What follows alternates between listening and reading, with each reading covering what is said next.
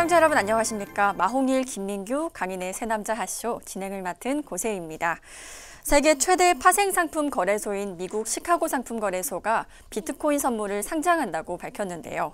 이에 따라 비트코인이 금과 같은 가치 저장 역할로 쓰이면서 본격적인 암호화폐 시대가 열릴 것이라는 관측이 나오고 있습니다. 그래서 오늘은 세 분의 전문가와 함께 비트코인 선물에 대해서 다양한 이야기 나눠보도록 하겠습니다. 각 전문가 소개해드리겠습니다. 네, 안녕하세요. 뚝심과 열정 있는 변호사 김민규 변호사입니다.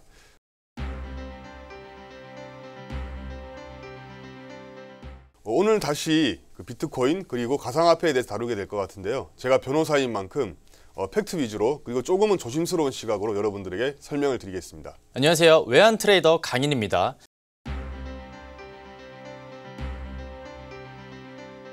비트코인 선물 도입은 사실상 예견되었었습니다. 자, 준비 기간도 길었던 만큼 오늘 많은 정보 알려드리도록 하겠습니다. 바람처럼 왔다가 이슬처럼 갈 수 없잖아. 비트코인 거래 한번 하고 가야지. 자, 시청자들 마음속에 너무 많이 저장돼서 좀 바꿔봤습니다.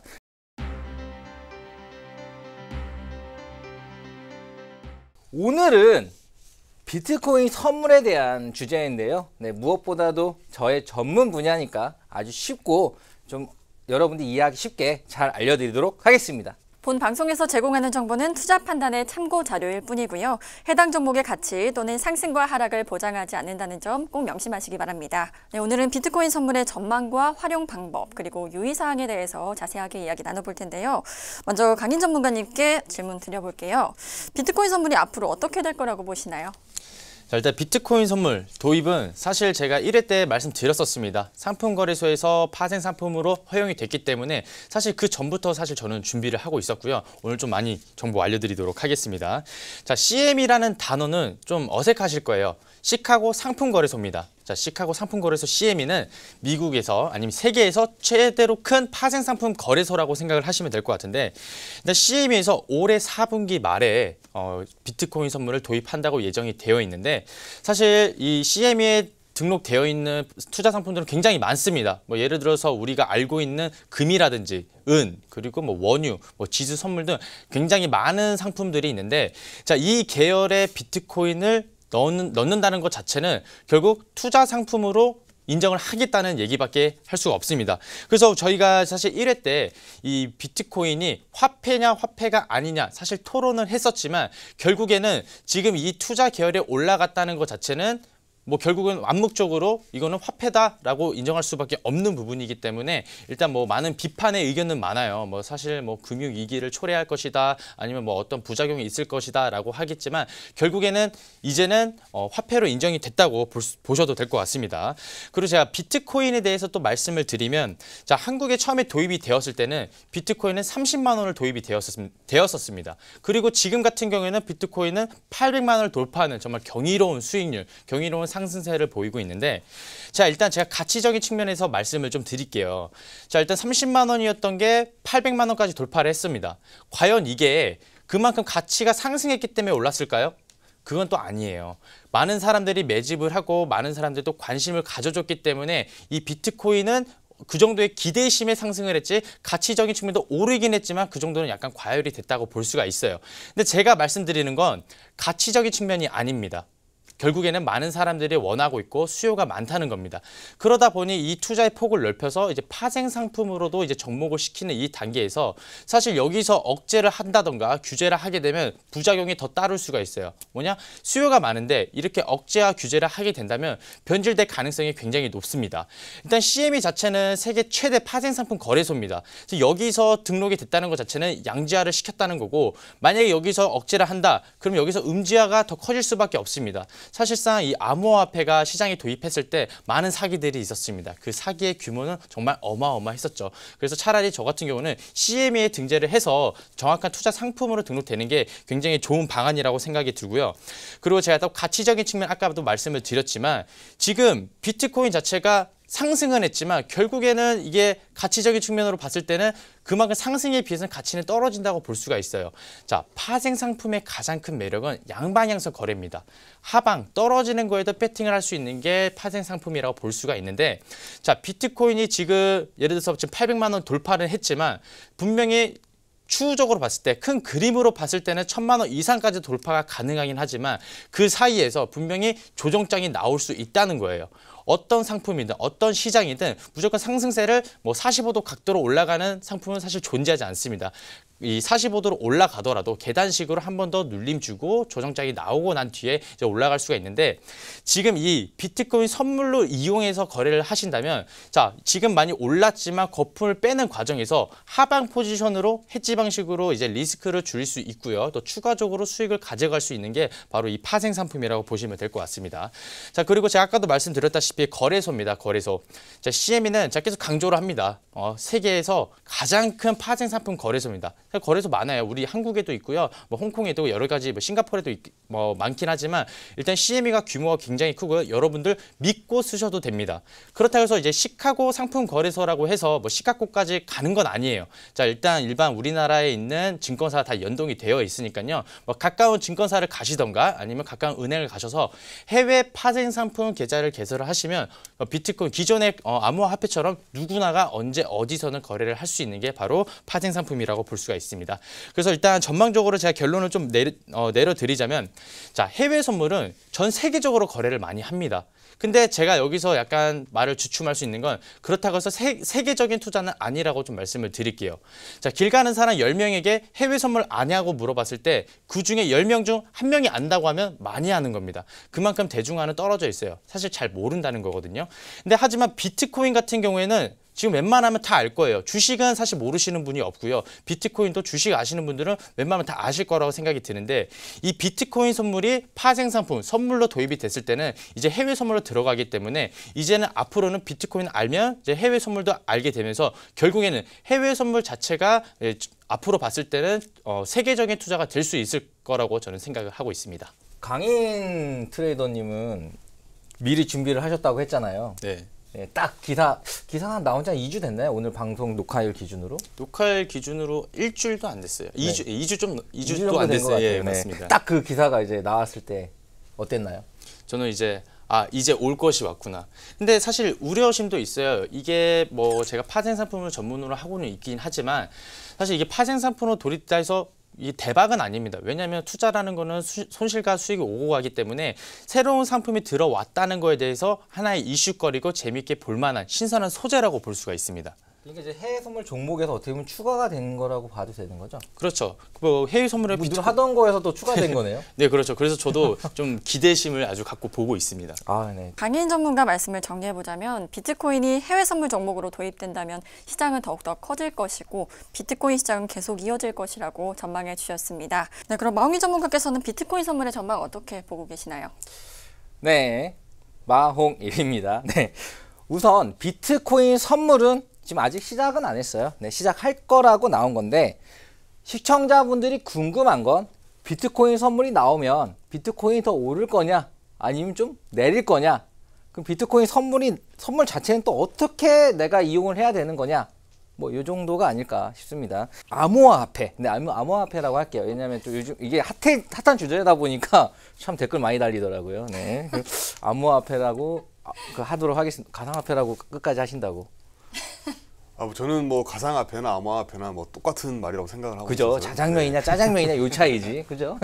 자, 알겠습니다. 네. 암호화폐 시장에 이제 얼마나 또 영향을 줄지, 그리고 특히 비트코인 선물 자체가 또 어떻게 또 우리가 활용할 수 있을지, 이 전망에 대해서 좀 쉽게 알려드리도록 하겠습니다. 이게 우리가 이렇게 뭐 알려드리다 보면은 여러 가지 좀 전문 용어들이 있어요. 근데 우리도 공부를 하고 많이 거래를 하다 보면 이게 자연스럽게 나오는데 시청자분들 많이 어려워하더라고요.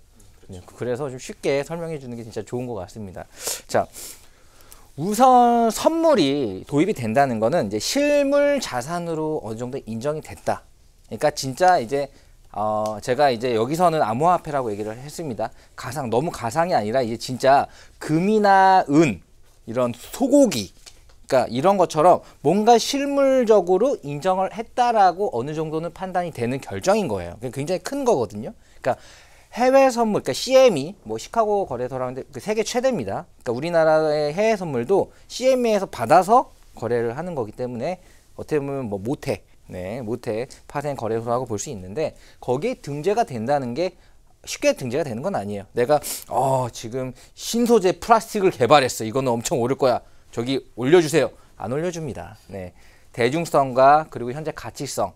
지금 현재 가상화폐 시장이 한 몇 조 정도 될 거라고 생각하십니까? 현재요?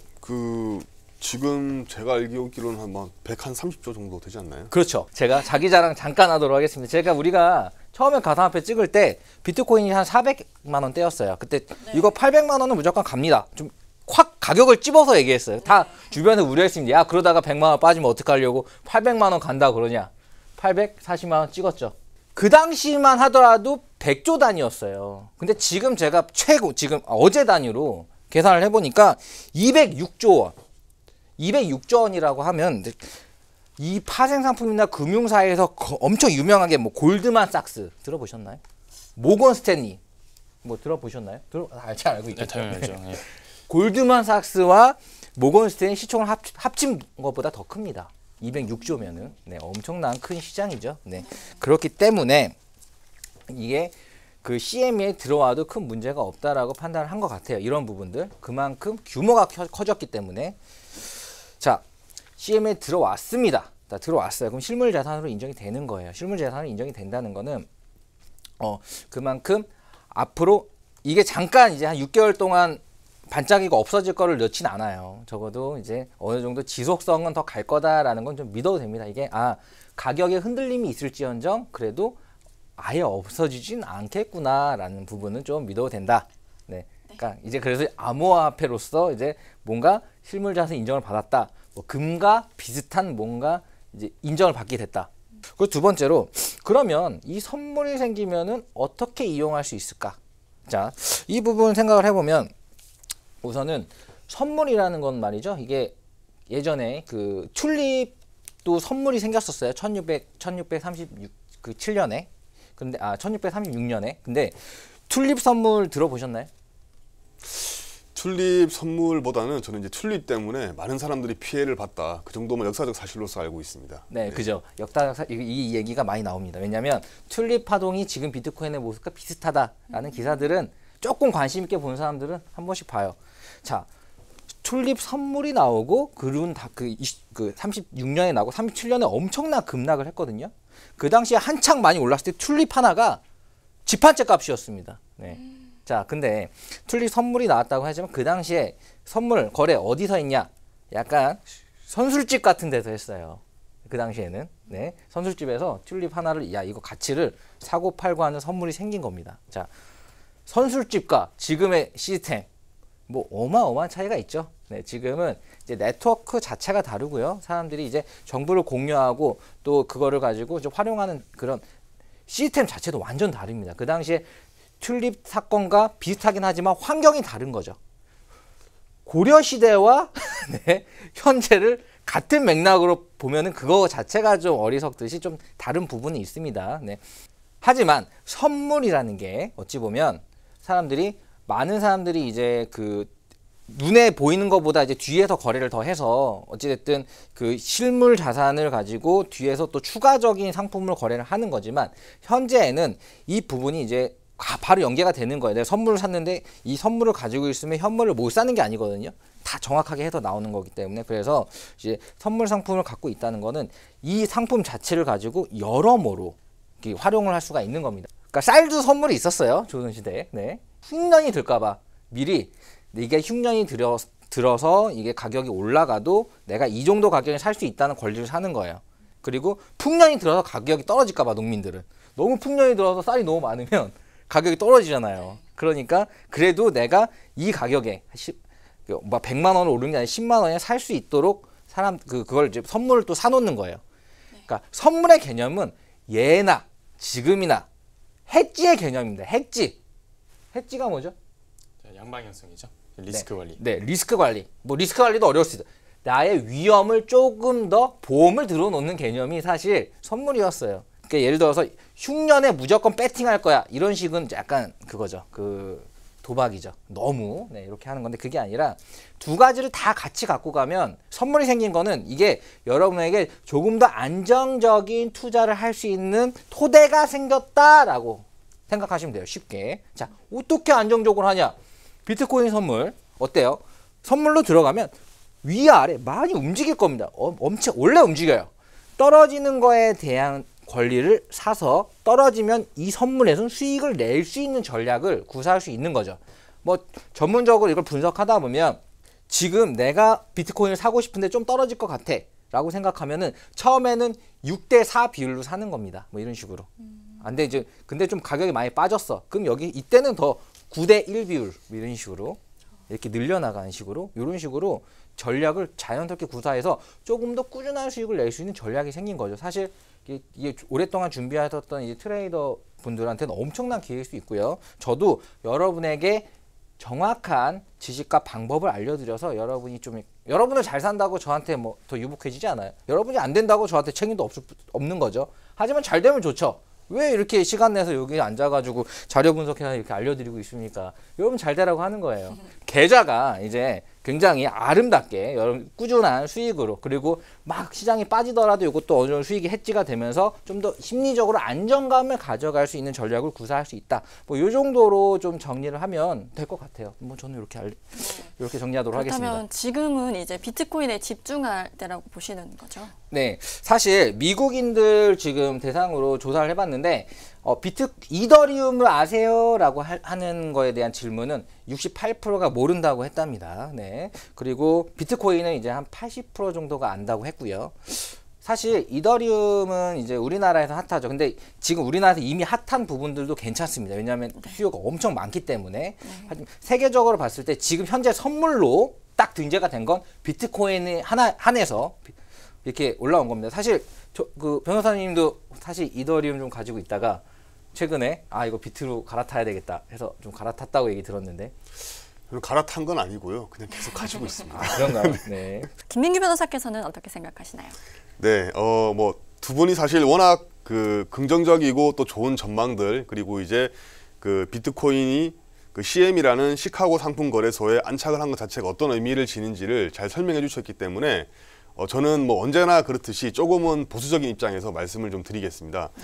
뭐 사실 그 비트코인 자체가 시카고 상품 거래소에 이렇게 그 상품으로 등록이 되고 그걸 통해서 어떻게 보면 좀 더 안정적으로 거래를 할 수 있고 또한 이거 자체가 어떻게 보면 주류 금융권에서 비트코인이라는 것을 받아들이는 어떤 하나의 신호로 이렇게 해석할 수 있다고 생각합니다. 하지만 그럼에도 불구하고 이 비트코인이라는 것 그리고 그 단순히 이제 이 시카고 상품 거래소에서 이게 등록됐다고 해서 가상화폐 시장 전체를 좀 긍정적으로 보는 것은 조금 무리가 있다고 생각합니다. 그 마홍일 전문가가 1600년대 어떤 그런 튤립 파동 사태를 설명하셨는데요. 어떻게 보면 현 상황도 그거와 좀 유사하게 좀 이렇게 흘러가고 있다고 지금 보고 있습니다. 왜냐하면 현재 1비트코인당 가격이 사실 지금 오늘 녹화일이 빼빼로 데이인데요. 제가 어제 11월 10일 날 제가 확인을 해보니까 어젯밤에 사실 보니까 뭐 한 700, 한 3, 40, 한 50까지 떨어졌다가 뭐 800만 원대 가득 떨어졌다가 다시 뭐 780만 원, 90만 원, 800만 원으로 이렇게 올라갔는데요.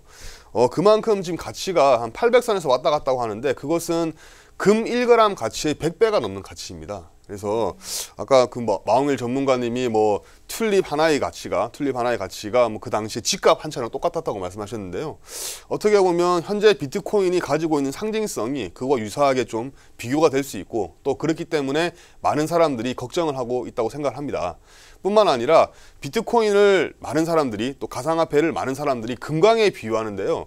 금강하고는 조금 다른 측면이 있습니다. 첫 번째로 금은 이제 금강을 채굴을 하게 되면 금은 사실 현물로 나오잖아요. 눈에 금가루가 보입니다. 근데 비트코인은 열심히 채굴을 해도 눈에 보이는 건 전혀 없거든요. 그렇기 때문에 실물이 전혀 없는 어떤 그런 암호화폐, 가상화폐, 실물이 전혀 없는 어떤 그런 화폐의 어떤 그런 기능적 측면에 우리가 어떻게 보면 미래 가치를 상당히 많이 부여해서 지금 가치를 매기고 있는 것이라고 볼 수 있는데요.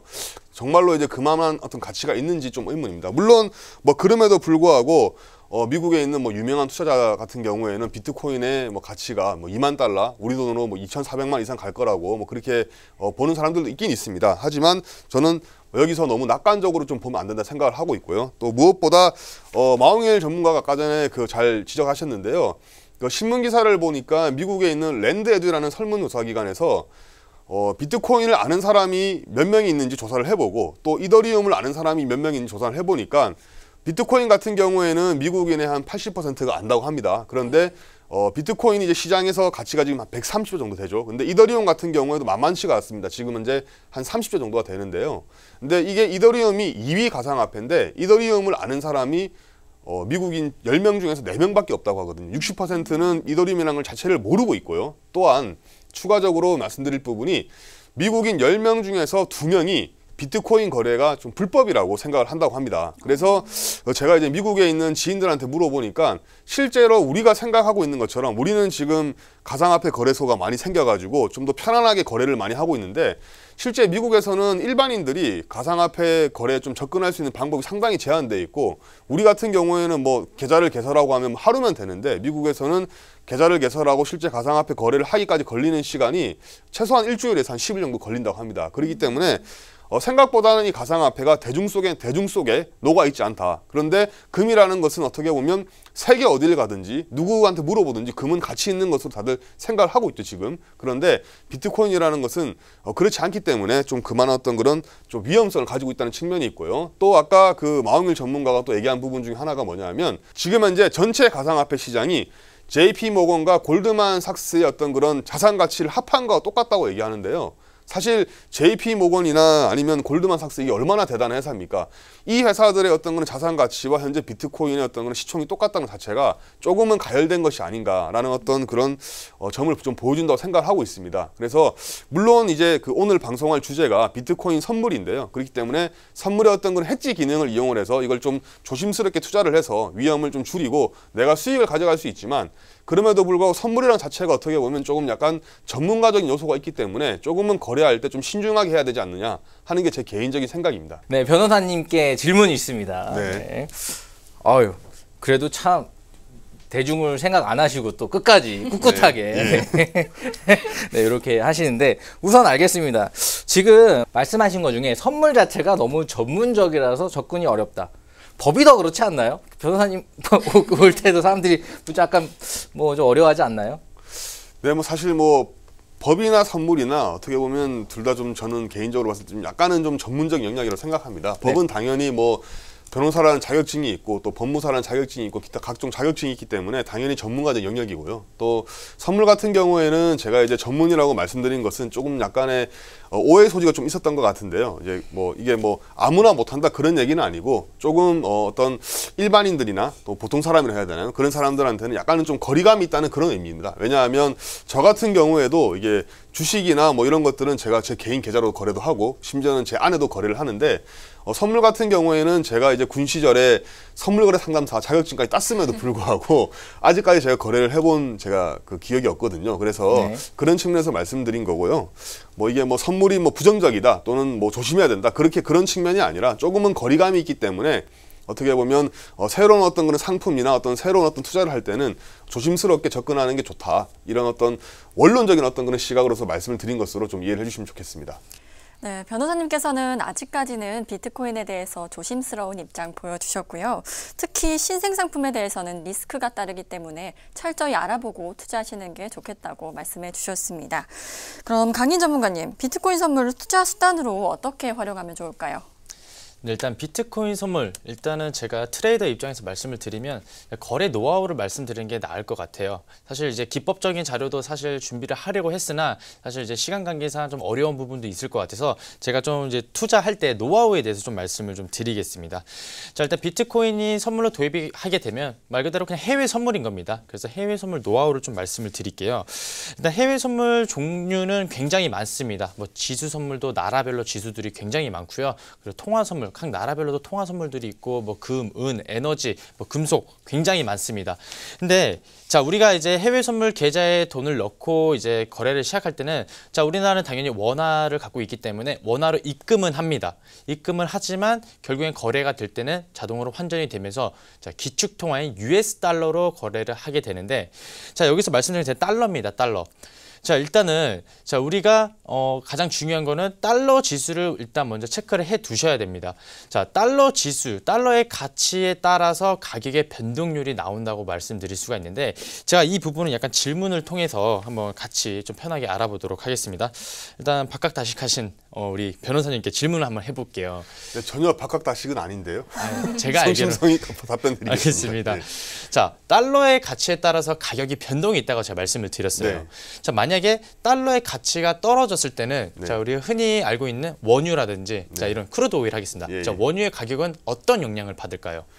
사실 제가 뭐 선물 전문가가 아니기 때문에 자세히는 모르는데 네. 얼핏 제가 옛날에 암기식으로 공부할 때 달러 가치가 떨어지면 원유가 오른다고 그렇게 뭐 외운 적이 있는 것 같아요. 예. 네, 역시 박학다식하신 거 맞네요. 예. 자, 그럼 반대로 또 여쭤볼게요. 네. 달러의 가치가 상승했을 네. 때 강세를 보였을 때는 원유의 가격이 어떻게 되겠죠? 네, 뭐 제가 뭐 반대로 떨어진다고 제가 그렇게 외웠던 것 같습니다. 근데 만약에 여기서 네. 자, 달러가 강세를 잃었을 때 원유의 가격이 이때 오른다면 어떻게 해석해야 될까요? 뭐 상식적으로 봤을 때 뭔가 다른 이유가 있겠죠. 예. 네, 맞습니다. 네. 일단은 달러의 지수에 따라서 가격의 변동이 있기는 하지만 달러가 100% 상관관계는 아닙니다. 달러의 영향을 많이 받을 뿐이지 자, 예를 들어서 제가 방금 말씀드렸을 때도 원유가 떨어져야 되는데 오른 이유를 한번 또 찾아보면 뭐 예를 들자면 뭐 산유국인 사우디아라비아에서 뭐 원유의 생산량을 뭐 감산하겠다. 이러면 또 원유 가격 폭등을 하는 거예요. 그만큼 달러도 중요하긴 하지만 다른 이슈도 체크를 해야 된다는 부분인데 자, 해외 선물 이 상품 종류 중에서 이 달러와 가장 큰 영향을 받는 종목들에 대해서 말씀을 드릴게요. 바로 딱 두 가지만 아시면 돼요. 통화 선물과 금 선물입니다. 예, 통화 선물과 금 선물 같은 경우에는 달러의 영향을 굉장히 많이 받습니다. 뭐 다른 것도 받긴 하지만 제가 가장 많이 받는 종목을 말씀을 드린 거고요. 제가 이 얘기를 해드리는 이유는 자, 우리 비트코인 선물이잖아요. 자, 코인입니다. 코인. 코인은 동전이라는 뜻이긴 하지만 결국엔 화폐로 우리가 들어가게 되고 통화 선물로 이제 분류를 하게 되는데 자, 비트코인 역시 선물로 도입이 됐을 때는 달러의 영향을 굉장히 많이 받을 수 있는 종목이라고 예상하는 부분인데요. 자, 이제 표를 좀 보여드릴게요. 자, 지금 이 표를 보시면 자, 통화 선물과 금 선물이 이제 차트고요. 그리고 나머지는 이제 달러 인덱스, 달러의 가치에 대한 이제 그래프를 보실 수가 있는데 딱 보시면 공통점을 찾으실 거예요. 자, 통화 선물과 금 선물은 어느 정도 커플링하는 경우가 있습니다. 자, 커플링은 같이 간다는 얘기거든요. 자, 통화 선물과 금 선물은 커플링을 하지만 이 달러 지수는 반대로 디커플링을 하는 경향을 볼 수가 있어요. 그래서 지금 이 부분은 그만큼 통화 선물과 금 선물은 달러의 영향을 굉장히 많이 받는다라는 걸 눈으로도 확인을 하실 수가 있는데 자, 여기서 제가 유의사항 말씀드릴게요. 자, 지금 뭐 달러가 상승하면 통화 선물이 떨어진다고 말씀을 드렸는데 반대로 가는 경우들이 있어요. 자, 통화 선물은 그 나라의 통화기 때문에 그 나라에서 만약에 통화 정책이 어떤 정책이 바뀐다면 뭐 금리를 인상한다든지 금리를 인하를 시키다든지 이런 경우에서는 당연히 따로 놀 수는 있습니다. 따로 움직일 수 있기 때문에 항상 따로 놀 때는 그때는 그 나라에 어떤 통화 정책이 있는지 확인을 하시는 게 우선이라고 생각이 듭니다. 자, 그래서 일단 거래를 하시려면 기술적인 차트 분석도 중요하지만 일단 첫 번째로는 비트코인 선물 거래할 때 첫 번째로 중요한 건 바로 달러 지수, US 달러 지수라고 생각하시면 될 것 같고 그리고 비트코인은 사실 전 세계적으로 공용이기 때문에 사실 어느 한 나라가 큰 이슈가 있다고 해서 크게 영향을 받진 않을 거라고 생각이 들어요. 그래서 비트코인 같은 경우는 거래하기가 더 쉬울 거라고 생각이 들고 그리고 두 번째 제가 또 말씀을 드리면 자, 올해 말에 4분기 말에 이제 비트코인이 선물로 도입을 하게 되는데 자, 일단은 자, 개장을 하게 되면은 그때는 바로 거래하시면 안 돼요. 자, 우리가 뭐 게임 같은 경우에도 신규 게임이 나타났을 때 바로 그냥 사람들한테 이용하라고 안 하고 베타 서버가 있어요. 일단 가오픈을 하는 거죠. 일단 한번 도입이 됐을 때 어떤 움직임이 있고 어떤 부작용이 있는지 시범적으로 테스트를 하게 되는데 여러분들도 그걸 꼭 염두를 해 두셔야 됩니다. 왜냐하면 바로 이제 비트코인 선물 기다렸다고 해서 바로 그냥 매수 들어가고 매도 들어가는 게 아니라 일단 움직임을 지켜보셔야 됩니다. 움직임 같은 경우에는 한 3가지가 나올 수 있겠죠. 크게 전반적으로 뭐 거래량이 없어서 뭐 전반적으로 횡보를 한다든가 아니면 혼조세를 해서 뭐 위아래 치고 그냥 뭐 말도 안 되는 움직임이 나올 수도 있을 뿐더러 아니면 정상적인 움직임을 또 나타낼 수도 있거든요. 그래서 제가 이게 비트코인 선물이 상장하고 나서 바로 거래하는 게 아니고 뭐 며칠이라고 제가 말씀을 못 드리겠습니다. 안정화를 찾은 후에 거래를 하시면 여러분들이 또 수익으로 가져갈 수 있는 방법이라고 생각이 듭니다. 자, 그래서 제가 오늘 말씀드린 거는 기법은 굉장히 많습니다. 하지만 오늘 시간 관계상 기법보다는 좀 노하우 개념을 말씀을 드린 거거든요. 그래서 일단 달러 지수 확인하시고 그리고 상장이 됐을 때 바로 거래하는 게 아니라 좀 더 시간을 두고 안정화가 됐을 때 거래를 하는 게 좀 더 수익을 지킬 수 있는 방법이라고 보시면 될 것 같습니다. 네, 해외 선물 노하우를 몇 가지 말씀해 주셨는데요. 이 첫 번째는 달러 지수 체크, 그리고 두 번째는 성급하게 거래하기보다는 시간을 두고 안정화를 찾은 후에 거래하시는 게 좋겠다고 말씀해 주셨습니다. 마홍희 전문가께서는 어떻게 생각하시나요? 자, 뭐 사실 선물이 들어가면 어려운 건 맞아요. 그러니까 어렵다기보다는 좀 생소한 거죠. 네, 지금 생소한 거예요. 우리가 처음에 이제 뭐 스마트폰 지금 다 쓰지만 처음에 스마트폰이라고 폴더폰 쓰다 스마트폰 나오니까 뭐야 어려워하고 우리 어머님은 그냥 보지도 않았어요. 에휴, 잘 눌려지지도 않네. 지금은 진짜 카톡으로 다 오고 막 이래요. 카톡도 이제 스마트폰을 많이 쓰는 건데 아무튼 뭐 어렵다는 게 아니라 생소한 거일 뿐입니다. 선물은. 네, 생소한 거고요. 그리고 보시면 선물 자체가 사실 이제 뭐든 그래요. 법이라는 것도 악용을 하면 안 좋지만 또 잘 활용하면 되려도 내 생활의 안정성을 보장하는 거죠. 그리고 뭐든 그래요. 이게 활용하기 나름인 거예요. 선물 거래가 좀 생소할 수 있지만은 하면은 굉장히 또 유용하게 쓸 수가 있는 거거든요. 그리고 예전과 다르게 요즘에는 이제 핸드폰으로 다 할 수 있습니다. 네, 핸드폰으로 편하게 거래도 할 수 있고 또 할 수 있어서 뭐 살짝 약간 여러분을 위해서 제가 준비한 거를 약간 PR을 하자면 사실 이게 선물을 어떻게 해야 될지 그리고 또 어떤 식으로 사고 얼마에 사고 팔아야 될지 이런 것도 잘 모르잖아요. 그래가지고 제가 또 강인 트레이더와 손을 잡고 또 쉽게 보고 이런 거 알려주는 또 어플도 개발을 했습니다. 네, 좀 있으면 나와요. 앞으로 이제 여러분들이 너무 지금 말한 이 전략들 이런 것들도 지금 당장 들으면 뭔 말이지 할 거예요. 하지만 좀 쉽게 설명을 계속 듣다 보면은 이 말이구나 할 겁니다.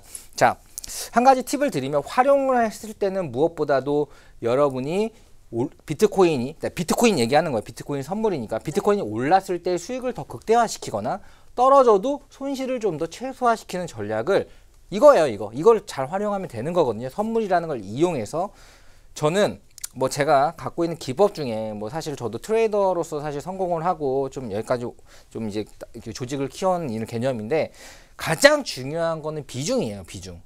네, 뭐 그렇죠. 투자의 비중도 내가 없는 돈이다 생각하고 투자를 하면 사실 승률이 높아져요. 그런 것도 그런 것처럼 내가 갖고 있는 이 돈을 그러니까 얼마를 여기에 넣어서 이걸 어떤 비중으로 들어갈 것인가. 자, 오르느냐 내리느냐 이건데 올라가는 거에 7, 내려가는 거에 3, 아니면 또 올라가는 거에 9, 내려가는 거에 1.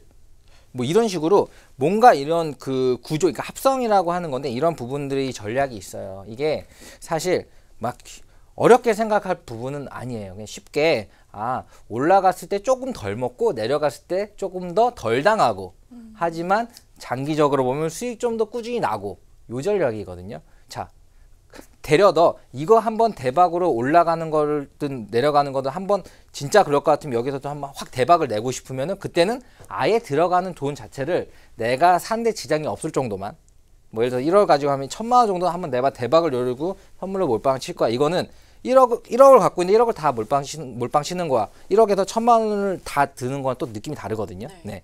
심리적으로 달라서 이게 또 수익으로 확 이어지기도 해요. 그러니까 이런 전략이나 저는 비중 조절이 제일 중요하다고 생각합니다. 사실 100% 맞는 기법이 있다고 생각하나요? 존재가 많죠. 네, 100%는 아니에요. 하지만 꾸준히 수익 내는 사람은 있죠. 많죠. 네. 어떤 사람들이 꾸준히 수익 내죠?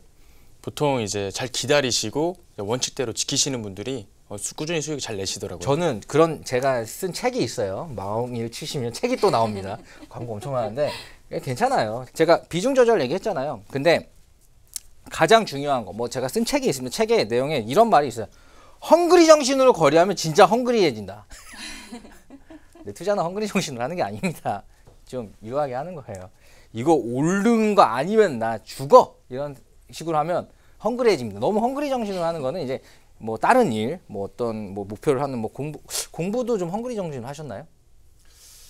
글쎄요, 저는 좀 헝그리 정신을 했던 것 같은데요. 아, 예, 뭐 공부도 헝그리 정신 하는 거 좋습니다. 네. 하지만 이게 그 투자는 너무 헝그리 정신으로 하면 안 돼요. 사실 투자는 돈으로 돈을 버는 건데 너무 호가창에 내가 50만 원 벌었네, 그게 다시 30만 원 줄었네 이런 식으로 계속 쳐다보고 있으면 무슨 생각이 그 안에 빠져 들어가지고 뭐 그런 경험 있으시죠? 그렇죠. 초창기에는 많이 그랬죠. 네, 진짜 초창기에 누구나, 그러니까 대부분 사람들 처음 하면 초창기잖아요. 그러니까 이 초창기에 빠져들게 되죠. 자, 이거 기억하세요. 헝그리하게 거래하면 헝그리해집니다. 진짜. 진짜 이게 농담이 아니라 저 경력이 8년 차예요. 진짜 뭐 어떤 사람은 3년 했는데 8년 했다고 말하기도 하고 5년 했는데 10년 했다고 거짓말도 하는데 전 진짜로 8년 차. 기사 봐보세요. 예. 진짜 쭉 오랫동안 해온 사람인데 수많은 사람들을 보니까 너무 헝그리야. 이거 카드 뭐 어디다 깡 땡겼습니다. 이걸로 이렇게 하고 안 됩니다. 네. 진짜 비트코인도 돈을 번 사람들은 저도 주변에 많이 추천을 해가지고 샀어요. 한 300만 원대, 400만 원대 많이 진입했습니다. 이거 굉장히 비싼 거 아니야? 그럴 때 저는 괜찮다고 했어요. 한 800 정도 선까지는 괜찮다고. 방송에서만 그렇게 얘기한 게 아니라 그전에도 그렇게 얘기했었죠. 좀 그러다 보니까 그걸 사고 진짜 800만 원까지 먹은 분들은 유하게 지키신 분들이지 헝그리하게 뭐 보고 있던 사람은 중간에 다 팔아먹었습니다. 네. 저도 많이 효과창을 보다 보니까 중간에 파는 거예요. 아, 이거 또 리스크 관리를 또 이렇게 해야지. 근데 좀 유하게 해야 되는데 선물 거래 자체가 들어가면 유해지는 거죠. 왜냐? 내가 비중을 올라가는 거에 이거 조금 빠질 수도 있겠다. 지금 800선이면 저항 구간이거든요. 그래서 제가 800을 얘기한 건데 이 엘리어트 파동이라는 게 있어요. 어느 정도 파동을 그리면서 움직이는 거를 숫자로 계산해서 그거를 하는 건데 말이 어렵지 쉽게 설명을 해드립니다. 한 3번 오르면 한 번 빠지고 또 2번 오르고 한 번 빠지고 그 다음에 3번 오르면 3번 빠지는데 이것도 어렵죠. 그냥 어디서 팔아라, 어디쯤에 오면 사라, 이렇게 알려드릴게요. 어플로. 네. 아무튼 쉽게 알려드릴 건데 무엇보다도 내가 지금 많이 올라가서 팔았어요. 그러니까 10을 갖고 있었는데 5를 팔고 5는 떨어지는 거에 좀 사놨어요. 자, 그렇다면 더 올라가면 뭐 이건 손실이 나겠지만 뭐 크게 버는 거 없죠. 이렇게 하는데 갑자기 쿡 빠지면 여기서 수익이 확 나고 이건 내가 수익이 좀 줄지만 여기서 또 나요. 그럼 많이 빠졌어. 그러면은 이걸 떨어진 거에 배팅한 수익 난 물량은 또 청산을 해서 여기서 1부터 20%, 10%씩 올라가는 거에 또 던져 놓는 거죠. 이렇게 갖고 노는 겁니다. 자, 이게 돈놀이인데 요거 잘하면은 짭짤합니다. 네. 요게 사실 여러분들이 배우면 굉장히 좋아요. 네. 이거를 그냥 무조건 선물이니까 몰빵해가지고 큰 수익 낼 거야가 아니라 현물과 선물을 잘 섞어서 사실 우리나라 이게 해지 기술로 해가지고 하는 건데 이제 해지 트레이더 같은 경우는 세계적으로 가장 큰 연봉과 가장 큰 대우를 받습니다. 그냥 일반적인 현물 트레이더보다도 잘 아시잖아요. 네. 해지 트레이더의 그런 몸값과 그런 시장은 어마어마합니다. 그만큼. 그지만 이런 거 하는 거거든요.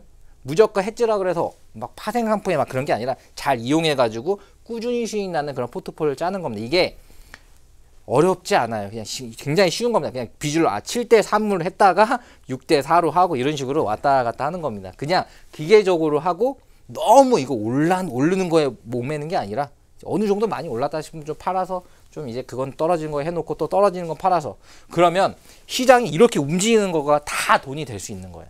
올라가면 올라가도 수익, 내려가면 내려가도 수익.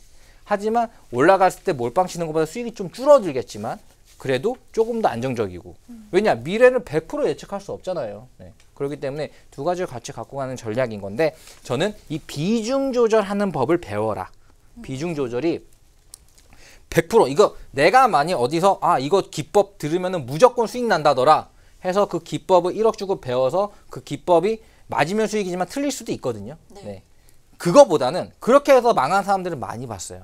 하지만 비중 조절을 잘해서 온 사람들은 큰 수익을 아니지만 꾸준한 수익으로 데려다 마음 편하게 거래하면서 쭉 가더라. 이건 제가 많이 봐왔습니다. 제가 예전에 그 워런트 대회에서도 몇 번 이렇게 참여해가지고 좀 좋은 성적을 거둔 경험이 있는데 그때 한 분은 삼성전자 콜풋, 네, 삼성전자만 연구해서 삼성전자만 가지고 올라간다 내려간다를 거래를 하시는 분이었어요. 그분이 3등을 했었는데 저는 그분한테 찾아가서 와 정말 존경스럽습니다라고 했습니다. 왜냐? 삼성전자 안 없어질 거니까 한 개만 판 겁니다. 이게 워런트 자체가 여러 가지 기업들을 다 이제 들어가는 건데 이것저것 사면 정신 없는데 삼성전자 하나만 이거는 오늘 2% 오르고 내일 1% 내릴 거야를 해서 그거를 이제 레버리지 있게 거래를 해가지고 수익을 계속 낸 분이신데 그분은 아직도 수익을 내고 있어요. 네. 자, 너무 막 중구난방하지 않으니까 사실 비트코인 선물이 생겼으니까 비트코인 집중해도 괜찮다. 그리고 이 선물을 비중 조절부터 해가지고 기법도 뭐 여러 가지 지금 뭐 저나 아니면 강인 트레이더나 또 다른 뭐 괜찮다 싶으신 분에게 또 배워서 써먹더라도 이 비중 조절에 대한 부분들은 늘 인지를 하고 있으면 진짜 꾸준히 시장에서 살아남고 위기가 오더라도 위기가 기회가 되는 여러분들이 이 비중 조절 이거를 이렇게 올라가는 거 내려가는 거에 맞춰서 이거 왔다 갔다 하는 부분들 요것만 좀 잘 알려드릴 테니까 좀 배우면 꾸준한 조금 더 안정적인 또 비트코인을 이용한 수익이 나지 않을까 뭐 이렇게 생각합니다. 네. 네, 마홍일 전문가님 말씀처럼 비중 조절이 가장 중요한 부분이고요. 수익 방법을 제대로 알고 비트코인 선물을 활용해 보시는 게 좋겠다고 말씀해 주셨습니다. 네, 김민규 변호사님, 비트코인 선물을 투자할 때 유의사항이 있다면 어떤 게 있을까요? 제가 말씀드리는 부분은 어떻게 보면 전체적인 어떤 그런 꼭 어느 한 분야의 투자에 국한되는 게 아니라 전반적인 투자에 있어서 유의할 점이 될 수 있을 것 같습니다. 먼저 제가 이제 그 변호사로서 투자를 하면서 각종 위험을 겪고 뭐 사기를 당하거나 여러 가지 일들을 당해서 제가 각종 사건들을 처리한 경험에 의하면 이거는 뭐 제 나름대로 어떻게 보면 정리한 것이기 때문에 어디 책에 나오는 것도 아니고 또 제 말이 또 정답은 아닙니다. 근데 말씀드리는 것은 제 생각에는 가장 안전하게 투자하는 방법은 투자를 안 하는 겁니다. 이게 무슨 말이냐면 뭐 예를 들어서 내가 정말로 투자를 해가지고 사기를 당한다든지 정말로 큰 손실을 보게 되는 경우에는 뭐 투자를 사실 안 한 것만큼 내가 못한 거 아니겠습니까? 내가 정말로 누구 친구나 아니면 지인이나 누구의 말을 듣고 정말 큰 수익을 낼 수 있다고 해가지고 내가 1억을 투자했는데 그걸 전부 다 잃었어요. 그럼 나는 마이너스 1억이 되는 건데 내가 이제 그런 말들을 아예 안 듣고 그냥 차곡차곡 그냥 적금 넣고 안전하게 그냥 했다고 한다면 정말로 이제 오히려 적금 이자만큼 돈이 불어나 있는 거고 나는 마이너스 1억이 아니라 뭐 조금은 좀 불어나 있는 그런 자산을 가지게 되는 것이죠. 하지만 내가 성급하게 투자를 했기 때문에 마이너스 1억이 되는 겁니다. 그래서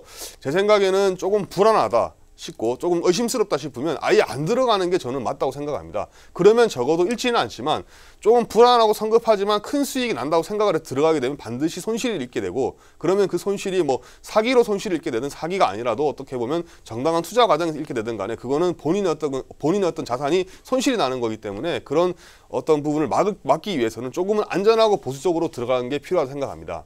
그리고 원칙적으로 제가 말씀드린 부분인데요. 뭐 그렇다고 해서 투자를 안 할 수는 없잖아요. 뭐 내가 정말로 이제 뭐 적금을 붓는 어떤 그런 수익만 바라는 사람도 있지만 좀 큰 수익을 좀 더 많은 수익을 기대하는 사람들은 반드시 투자를 하게 돼 있는데요. 그럴 때는 제가 볼 때는 두 가지 과정을 반드시 거쳐야 된다고 생각합니다. 첫 번째는 뭐냐면 정보 수집의 과정입니다. 내가 어떤 분야에 투자를 하고 내가 어떻게 투자를 할 것인지를 최소한 뭐 교육이라든지 아니면 방송을 본다든지 아니면 책을 본다든지 그런 방법을 통해서 최소한의 어떤 그런 정보 수집을 해야 된다는 생각을 하고 있고요. 두 번째로는 나의 투자 성향을 판단하는 게 제일 중요하다고 생각을 하고 있습니다. 그래서 내가 정말로 어떤 분야의 투자를 내가 할 것인지 결정을 하게 되면 그 분야에 대해서 좀 잘 알아보시고요. 두 번째로는 내가 정말로 공격적인 성향을 가지고 있는지 또는 나는 조금 조심스러운 보수적인 성향을 가지고 있는지 또는 나의 투자 능력이 정말 내가 하나를 보면 열을 이해하는 사람이어서 책만 보면 다 내용을 알아가지고 여느 전문가 못지않게 내가 직접 투자가 가능한 사람인지 아니면 또는 내가 정말로 직접 투자가 가능할 정도로 시간적인 여유가 있는 사람인지 그런 상태를 정말로 객관적으로 분석을 해서 거기에 맞는 방법에 따라 투자를 하는 게 저는 가장 좋다고 생각을 하고 있고요. 마지막으로 또 가장 강조드리고 싶은 부분이 하나 있는데 그게 뭐냐 하면 웬만하면 우리가 알고 있는 영세업체를 통해서 투자를 하면 안 된다는 겁니다. 제가 뭐 각종 어떤 그런 사기로 피해를 당한 사람들의 얘기를 들어보면 우리가 흔히 알고 있는 큰 기업들 뭐 예를 들어서 무슨 증권이나 무슨 은행이나 그런 큰 기업들을 큰 금융기관에서 사기를 당했다고 저를 찾아오는 사람은 단 한 명도 없었습니다. 있었으면 분명 뉴스에 크게 보도가 됐겠죠. 큰 기관들은 그만큼 내부적인 어떤 그런 규제도 있고 또 내부적인 방침이 있기 때문에 절대로 사기라는 게 없습니다. 그런 기업들이 뭐하러 사기를 치겠습니까? 네. 그런데 대부분 보면 조그만 영세기관들, 특히 영세기관들 중에서 좀 불법적인 기관들, 허가도 제대로 안 받은 기관들 또는 친구라든지 아니면 아름아름 건너서 이런 조그마한 어떤 그런 사업체를 통해서 투자를 하게 되거나 또는 무턱대고 지인을 통해서 투자를 하게 되면 그건 거의 뭐 제가 볼 때는 상당 부분 좀 뭐 한 좀 높게 말씀드려서 한 70-80% 이상 사기를 당할 확률이 있다 저는 생각을 하기 때문에 정말로 내가 투자를 하고 싶으면 정말로 정식으로 인가나 허가를 받은 어떤 그런 기관을 통해서 합법적으로 하시는 게 제일 좋고, 섣불리 좀 영세한 기관이나 불법적인 어떤 그런 방법을 통해 투자하는 것은 반드시 지양해야 될 투자 방법인 것 같습니다. 오늘도 세 분 말씀 잘 들어봤습니다. 투자자 여러분께 많은 도움이 되셨길 바라고요. 본 방송에서 제공해드리는 정보는 투자 판단의 참고 자료일 뿐 해당 종목의 가치 또는 상승과 하락을 보장하지 않는다는 점 유의하시기 바랍니다. 마홍일, 김민규, 강인의 세 남자 핫쇼, 오늘은 비트코인 선물에 대해서 다양한 이야기 나눠봤는데요. 마지막으로 투자자분들께서 꼭 기억해야 될 중요한 내용이 있다면 어떤 게 있을까요? 네, 투자자 여러분들께서 이제 그 주의할 점은 제가 볼 때는 일단은 가장 먼저 비트코인 선물이 무엇인지 알아보는 게 저는 가장 중요하다고 생각합니다. 지금 비트코인이 화제가 되면서 결국에는 비트코인 선물까지 나오게 되는데요. 그렇다면 투자를 하기 전에 비트코인 선물이 무엇인지, 또는 또 투자를 했을 때 내가 어떻게 해야 되는지, 그리고 나의 성향이 어떤 성향인지, 이런 가장 기본적인 것들을 먼저 좀 확인을 한 다음에 투자에 임하시는 게 좋을 것 같습니다. 물론 방송을 보시는 많은 분들이 뭐 내노라는 투자 전문가들만큼 어떻게 보면 상당한 수준이어서 투자를 잘 하시는 분도 있지만, 저처럼 좀 초보자 입장에서 조금은 배우려는 그런 목적을 가지고 방송을 보시는 분도 있다 생각합니다. 그래서 그분들에게 드리고 싶은 말씀은 기본부터 차근차근히 알아보고 조심스럽게 투자를 하게 되면 큰 손실을 입게 되는 일 없이 아까 전에 두 분 전문가 말씀하신 것처럼 좀 위험을 해지해서 좀 수익을 거둘 수 있지 않나, 개인적으로 그렇게 생각하고 있습니다. 오늘 또 비트코인 선물로 한 번 더 다루게 되었는데요. 가장 중요한 건 쉽게 알려드리는 것 같아요. 네, 쉽게 이렇게 해지를 해라, 쉽게 알려드릴게요. 그리고 이런 업체 조심해라 상담 변호사님이랑 얘기해가지고 언제나 여러분들이 이거 문의할 수 있도록 통로 열어놓겠습니다. 자, 지금 궁금하다, 이거 혹시나 의심된다 하는 거 지금 당장 행동해서 물어보세요. 그리고 또 뭐 강인 트레이더님도 이제 뭐 또 강연의 얘기를 또 하겠지만, 최근 암호화폐 시장 전문가나 이렇게 끌어주는 사람들은 좀 만들어가는 과정인 것 같아요. 저도 어찌 보면 그래봐야 한 1년 반 정도의 경력이 있는 거고요. 다른 거는 길지만, 그런 상황에서 좀 저도 여러분에게 쉽게 알려드리고 조금 더 잘 이용해서 피해자들 줄여드리고, 그리고 또 수익으로 좀 안정적으로 가져갈 수 있도록 장에 크게 빠지든 오르든 상관없이 좀 안정적으로 할 수 있도록 최선을 다하는 뭐 그런 정보 정리나 또 알려드리는 거 강연에 꾸준히 해드리도록 하겠습니다. 네, 마치 비트코인 선물 도입이 영화를 기다리는 것처럼 기다리시는 분들 많겠지만, 일단 성급하게 들어가실 필요는 전혀 없습니다. 그동안 저랑 같이 준비하시고 제가 뭐 강연회라든지 뭐 교육 같은 거 다 진행하고 있으니까요. 제가 A부터 Z까지 다 가르쳐 드릴 테니까 같이 비트코인 선물을 통해서 수익을 가져갔으면 좋겠습니다. 네, 좋은 말씀 감사합니다. 프랑스의 황제 나폴레옹은 승리는 가장 끈기 있는 자에게 돌아간다고 말했습니다. 성공한 투자자가 되기 위해서는 끈기 있게 노력하고 준비하는 자세가 필요할 것 같은데요. 그런 의미에서 오늘 방송이 투자자 여러분들께 많은 도움이 됐길 바라면서 오늘 방송 여기서 마치겠습니다. 시청해주신 여러분 고맙습니다.